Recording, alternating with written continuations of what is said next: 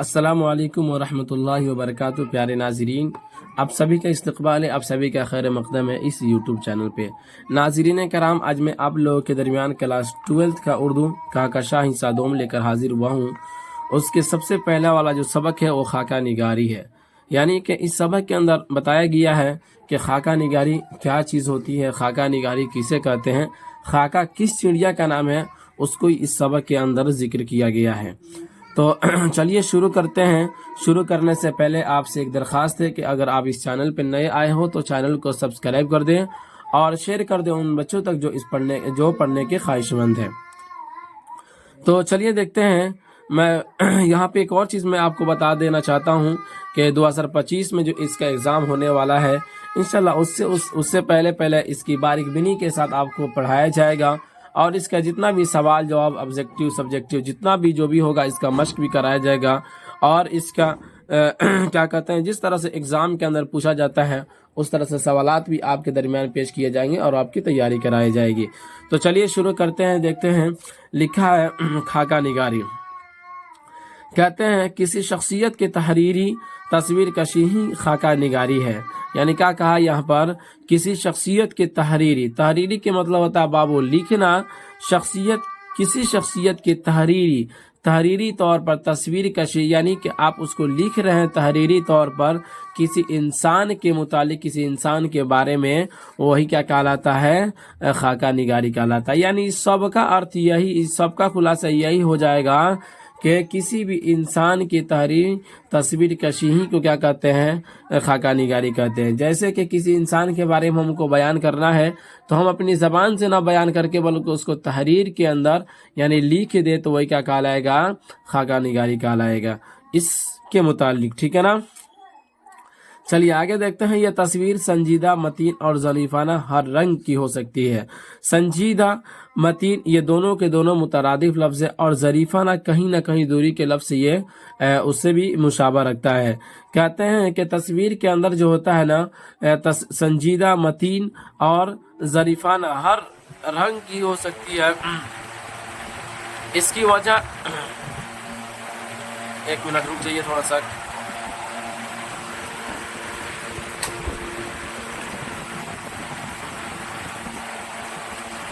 चलिए देखते हैं। इसकी वजह से खाकों की नई नई किस्में बनती है। आम तौर से ये बात देखने में आती है कि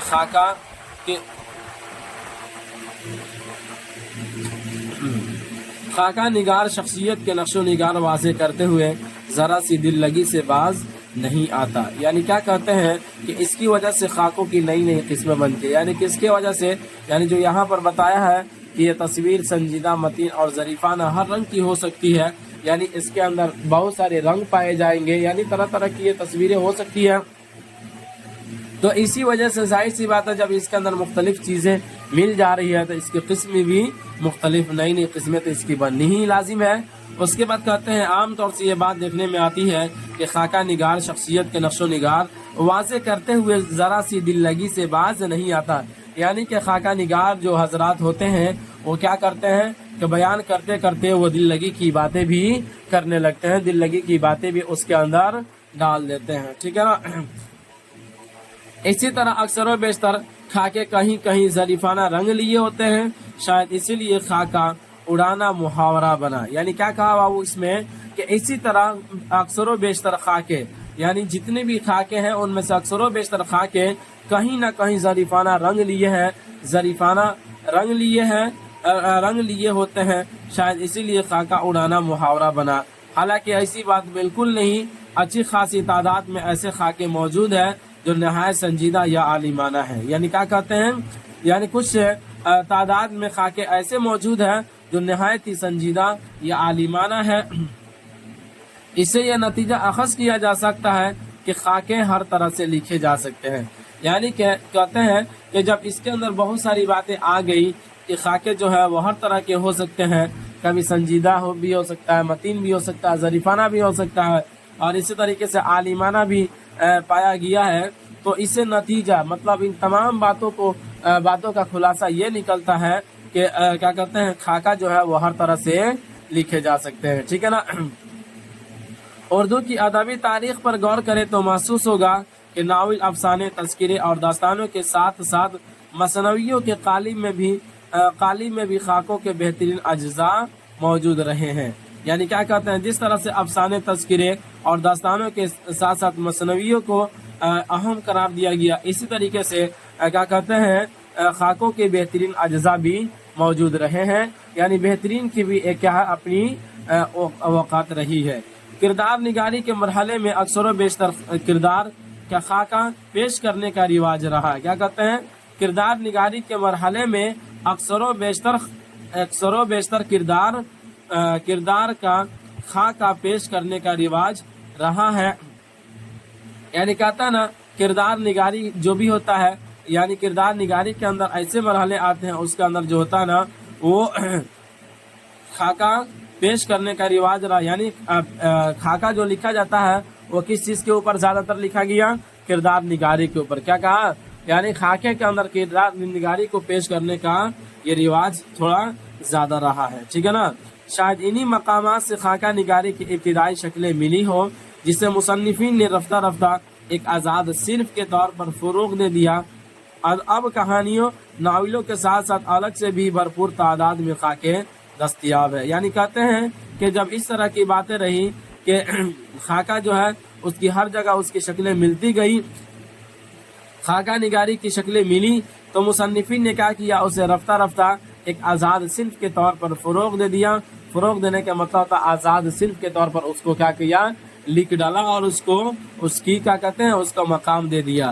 اور جس طرح سے اس کے بعد کہتے ہیں کہ جس طرح سے کہانیوں، ناولوں کے ساتھ ساتھ الگ الگ بھرپور تعداد میں خاکے دستیاب ہے۔ یعنی کہتے ہیں کہ جس طرح ناولوں کو ناولوں کی بھی ایک الگ الگ تعداد میں، کافی تعداد میں موجود ہے، اسی طریقے سے اب کیا کہتے ہیں خاکہ بھی بھرپور تعداد میں آج موجود ہے، ٹھیک ہے نا۔ دستیاب کا مطلب یہ ہوتا ہے موجود ہونا، ٹھیک ہے نا۔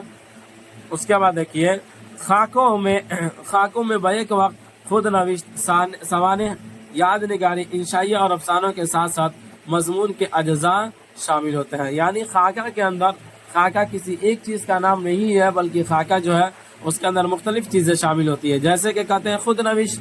خود نوشت کا مطلب کیا ہوتا ہے بابو؟ خود کے بارے میں لکھنا، وہی کیا کہلاتا ہے؟ خود نوشت۔ خود مانے اپنا، نوشت مانے لکھنا، یعنی اپنا لکھنا کا مطلب کیا ہوتا ہے؟ اپنے بارے میں لکھنا، یہ بھی اس کے اندر شامل ہوتا ہے۔ یاد، سوانح مطلب کسی کی گزری ہوئی باتیں، اور یاد نگاری، یعنی یاد نگاری مطلب ماقبل میں جو باتیں گزر گئی اسی کو لکھا جاتا ہے۔ انشائیہ اور افسانوں کے ساتھ ساتھ مضمون کے اجزاء بھی شامل ہوتے ہیں ایک وقت میں، ٹھیک ہے نا۔ اس کے بعد کہتے ہیں خاکہ نگار کا کمال یہ ہے کہ ان تمام اصناف کے دائرہ کار کو سمجھتے ہوئے اپنے خاکے کی حدیں متعین کرے۔ یعنی ظاہر سی بات ہے کہ خاکہ کے اندر جب اتنی چیزیں ہوتی ہے تو خاکہ نگار حضرات جو بھی ہیں ان کو یہ سمجھنا چاہیے، اور ان کو اس بات کا خیال رکھنا چاہیے کہ اس اصناف کے دائرے کو ہم سمجھیں، اور کیا کریں، خاکہ جو بھی ہم لکھ رہے ہیں اس کی حد تک ہم رکھیں، اس کی حد سے باہر نہ کریں۔ اسی کو یہاں پہ کہتے ہیں خاکہ نگار کا کمال یہ ہے، کمال کی بات یہ ہے خاکہ نگار حضرات کی کہ یہ ان تمام اصناف کے دائرہ کار کو سمجھتے ہوئے اپنے خاکہ کی حدیں متعین کرے۔ بہترین خاکہ وہی ہوگا جس میں سوانح، آنکھوں دیکھے واقعات، شخصیت کے دلچسپ پہلو، صاحب خاکہ کی اصل قدر و قیمت کا تعین ہو۔ یعنی کہ دیکھیے صاحب کتاب والے نے یہی پہ دے دیا، کہتے ہیں نا کہ اسی میں سے جب سوال بنایا جاتا ہے کہ بہترین خاکہ کیا ہوتا ہے، آپ اس کو 2 لفظوں میں ذکر کیجئے یا کہ چند لفظوں میں ذکر کیجئے، خاکہ کسے کہتے ہیں۔ تو یہ دیکھیے ساری کی ساری چیزیں آپ کی کتاب کے اندر موجود ہوتی ہے۔ ممتحن جو ہوتا ہے یعنی سوال بنانے والا جو ہوتا ہے، یہ اسی میں سے وہ گھما پھرا کر وہ سوال کرتا ہے، گھما پھرا کر الفاظ اس کے اندر ڈال دیتا ہے، جس سے بچے پریشان ہو جاتے ہیں۔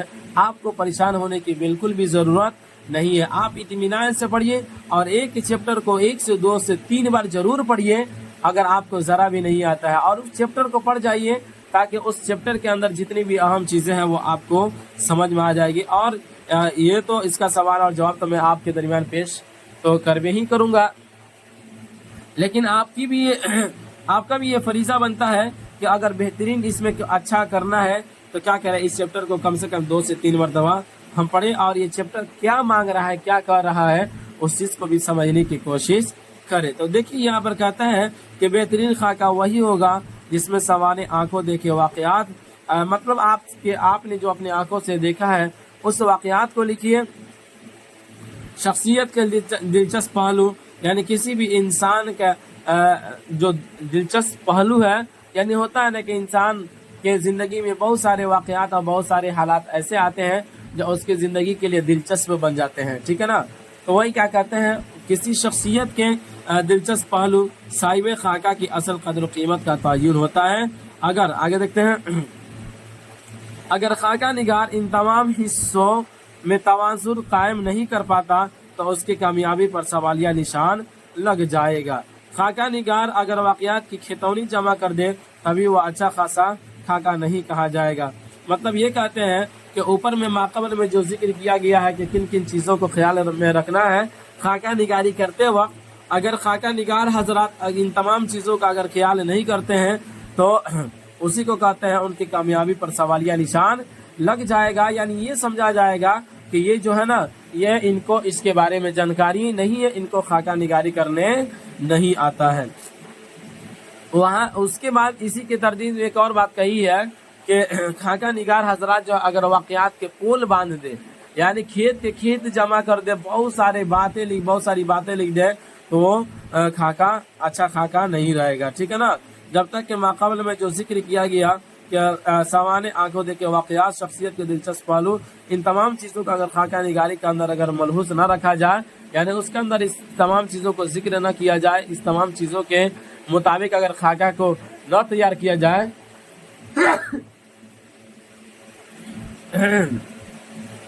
तो फिर क्या होता है, वो अच्छा खासा खाका नहीं कहा जाएगा। साहिब खाका की जिंदगी की मुश्किलात बयान करने में अगर पढ़ने वालों की रुलाता ही रह जाए तब भी वो अच्छा खाका नहीं होगा। यानी क्या कहते हैं कि खाका हजरात जो है खाका निगारी करते वक्त क्या करते हैं, वो किसी भी इंसान के शख्सियत के पहलू को बयान कर रहा है और वो रुलाते ही, मतलब उसके ज़िंदगी के जो मुश्किलात थे, उसके ज़िंदगी में जो परेशानियाँ आई थी, अगर उसको वो जिक्र कर रहा और खाका पढ़ने वाले हजरात जो अगर पढ़कर रो रहे हैं तो फिर ये भी अच्छा खाका नहीं माना जाएगा।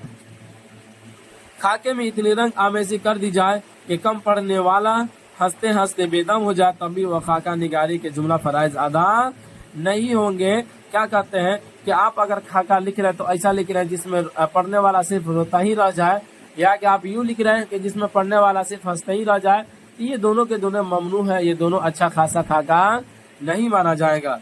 उसके बाद कहते हैं तो क्या भाई बात होगी, खाका निगार अगर इन तमाम मरहलों में माहिराना तवाज़ुन कायम कर दे तो वह खाके का बेमिसाल माना जाएगा। यानी क्या करें कि कहीं पे वो गमज़दा बातें जिक्र कर दें, कहीं पे वो हंसी वाली बातें जिक्र कर दें, और यानी इन तमाम चीज़ों का अगर ख्याल रखते हैं तो फिर क्या कहते हैं, माहिराना तवाज़ुन। तवाज़ुन के मतलब क्या होता है बाबू, तवाज़ुन कायम कर दें मतलब ये क्या होता है कि वो इन तमाम चीज़ों को अगर बराबरी दे दे और इन तमाम चीज़ों का ख्याल रख लें तो फिर वही क्या होगा, वो बेमिसाल खाका कहलाएगा, ठीक है ना।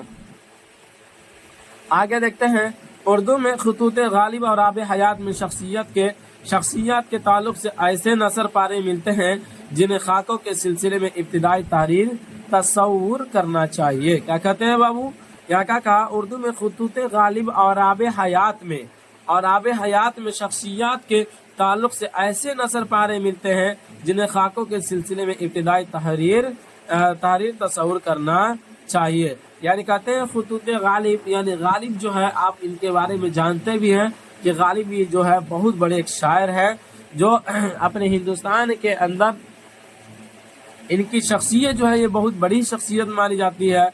और आब हयात में शख्सियत के ताल्लुक से ऐसे नसर पारे मिलते हैं, यानी इन लोगों के कुछ खुतूत है और कुछ आब हयात है, इसके अंदर शख्सियत के ताल्लुक से कुछ ऐसे नसर पारे मिलते हैं जिन्हें खाकों में इब्तिदाई तहरीर तस्वुर करना चाहिए। यानी कि खुतूत गालिब का कुछ खुतूत ऐसा है जो इब्तिदाई मरहले पे रखते हुए उसको खाका तस्वुर करना चाहिए, ठीक है, खाका तस्वुर करना चाहिए। उसके बाद कहते हैं, मिर्ज़ा फरहतुल्लाह बेग ने अपने उस्ताद डिप्टी नज़ीर अहमद का खाका डॉक्टर नज़ीर अहमद की कहानी कुछ मेरी और कुछ उनकी ज़बानी के उन्वान से लिखा, जिसे खाका निगारी की तारीख में शाहकार का तस्वुर किया जाता है।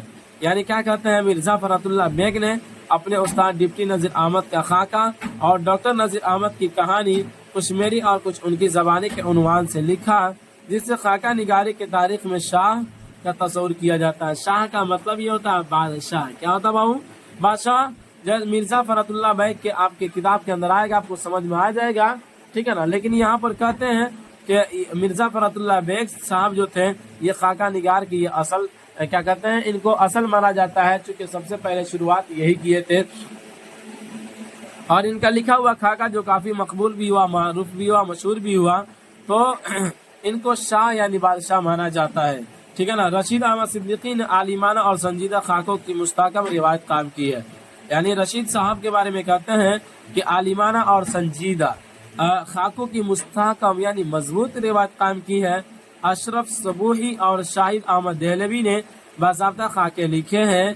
ज़राफ़त निगारों और अफसाना निगारों ने सरगर्मी से खाका निगारी की तरफ तवज्जो दी। इस सिर्फ को मकबूल बनाने में उनकी वक़ीअ खिदमत है। मज़ाह निगारों में शौकत थानवी, यूसुफ नाजिम, मुश्तबा हुसैन और अहमद जमाल पाशा, अफसाना निगारों में असमत चौगदाई और मंटू ने बेहतरीन खाके लिखे हैं। यहाँ पर जितने लोगों का नाम जो जिक्र किया जा रहा है, ये लोग ऐसे हैं जो जिन्होंने खाका निगारी की दुनिया में अपना कदम रखा और खाका निगारी किए थे। अब आम तौर पर अदबियों और शायरों या बहुत मशहूर शख्सियात के ही खाके लिखे जाते हैं। यानी पहले जो था वो किसी के भी खाके लिखे जा सकते थे, लेकिन अब के ज़माने में ये रहा है कि जो अदब है, जो अदीब लोग हैं और शायर जो लोग हैं, अब उन्हीं के ऊपर क्या होता है, और जो बहुत मशहूर शख्सियात हैं, यानी जो काफ़ी मारूफ मकबूल लोगों के दरमियान है, जो काफ़ी प्रसिद्ध हैं, उन्हीं के नाम से क्या होता है, अब खाके लिखे जाते हैं। खाके लिखे जाते हैं। तो ये रहा आज का आपका सबक खाका निगारी, जिसके हवाले से आपने देखा कि खाका क्या चीज़ है, खाका किसे कहते हैं, और इसको 1 से 2 से 3 बार ज़रूर आप पढ़िए, इंशाल्लाह आपको पढ़ने भी आ जाएगा। और 2025 में मैं आपको यकीन दिलाता हूँ कि आप बेहतरीन रिजल्ट लेकर आप आएंगे। तो आप मुझे इजाज़त दीजिए, हम रुखसत होते हैं, फिर मिलेंगे अगले सबक में। डॉक्टर मिर्ज़ा फरहतुल्लाह बेग साहब जो है, इनके सबक को लेकर इसी पर इख्तिताम करते हैं। खुदा हाफिज़।